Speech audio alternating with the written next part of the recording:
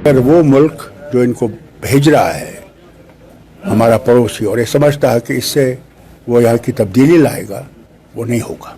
तो मुझे डर ये है कि कहीं हमारे लोगों का वो लावा इतना बढ़ जाए कि हम लोगों को लड़ाई पे आने पड़ा। इसको बंद करें, मेहरबानी करके इस टेररिज्म को बंद करें।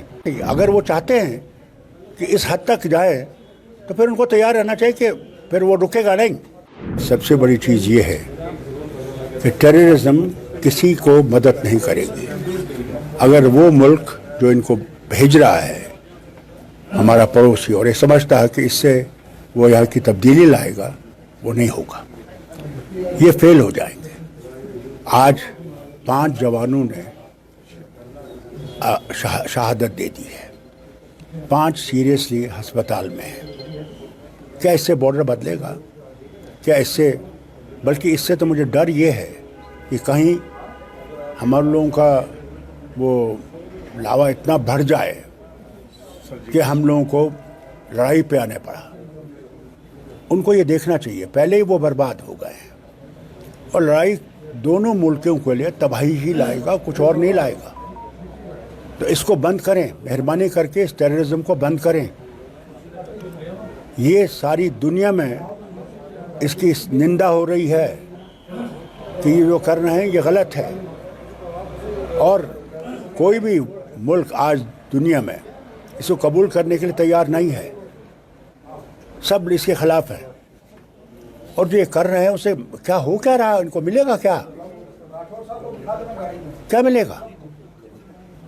उन जवानों के घरों में मातम होगा आज और वो कह रहे होंगे कि आप क्यों बैठे हो और कुछ कर नहीं रहे हो। ये उनको देखना चाहिए। अगर वो चाहते हैं कि इस हद तक जाए तो फिर उनको तैयार रहना चाहिए कि फिर वो रुकेगा नहीं।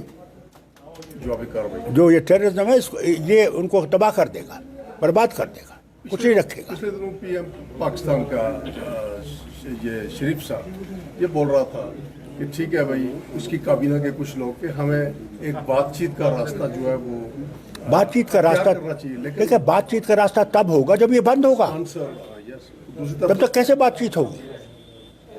हम तो चाहते हैं कि बातचीत हो, मगर बातचीत दोनों चीज़ें इकट्ठे नहीं चल सकती।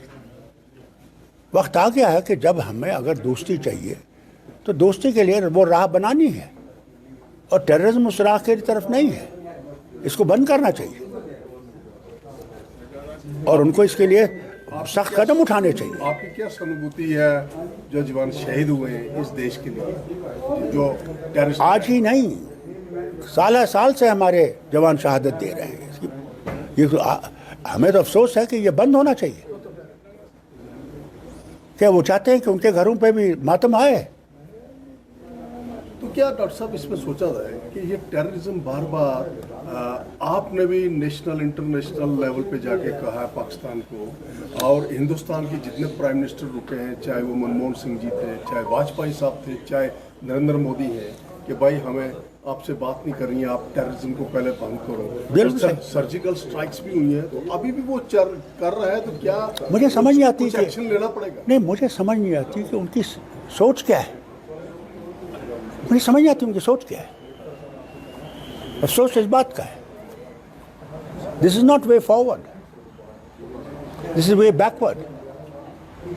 And if they want movement forward, then they have to stop this thing and stop it now before it's too late.